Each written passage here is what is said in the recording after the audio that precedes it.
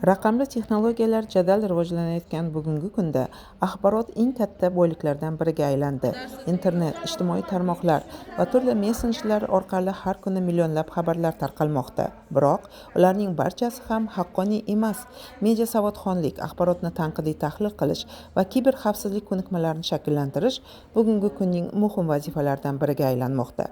Ana shu maqsadda DVning O'zbekistondagi filiali moliyaviy ko'magida Jizzax viloyatining Qalb nuri markazi tomonidan amalga oshirilayotgan Jizzaxda ta'lim hududlari, bilim va imkoniyatlar maydoni loyihasi doirasida media savodxonlik va kiber xavfsizlik ko'nikmalari mavzusida amaliy trening tashkil etildi. Treningni filologiya fanlari doktori professor Nargiz Qosimova olib bordi. Trening dasturi nazariy bilimlar bilan bir qatorda amaliy mashg'ulotlarga ham boy bo'lib, ishtirokchilarning kundalik hayotida uchraydigan axborot xatarlarini anglash va ularga qarshi to'g'ri qaror qabul qilish ko'nikmalarini rivojlantirishga qaratildi. Trening davomida feyk xabarlarning turlari, ularning tarqalish mexanizmlari hamda hamjamiyatga salbiy ta'siri haqida misollar orqali so'z yuritildi.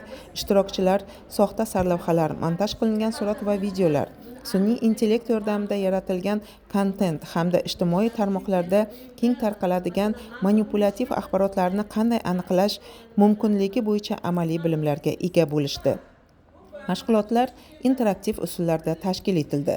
Ishtirokchilar kichik guruhlarga bo'linib, turli keyslar ustida ishlashdi.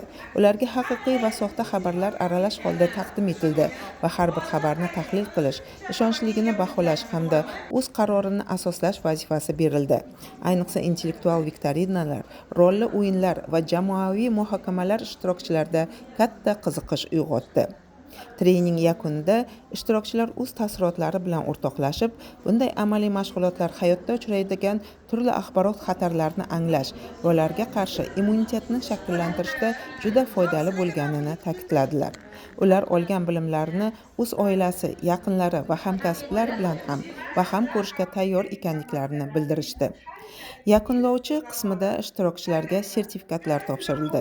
Trening nafaqat yangi bilim va amaliy ko'nikmalar berish, balki axborotga nisbatan mas'uliyatli munosabatni shakllantirish, raqamli madaniyatni yuksaltirish va kiber xavfsizlik bo'yicha barqaror ko'nikmalarni rivojlantirishga xizmat qildi.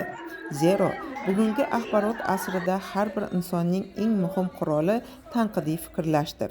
Har bir xabarga ishonishdan oldin uni tekshirish, manbasini aniqlash va haqiqatni izlash nafaqat shaxsiy xavfsizlik, balki butun jamiyatning axborot xavfsizligini ta'minlashga xizmat qiladi.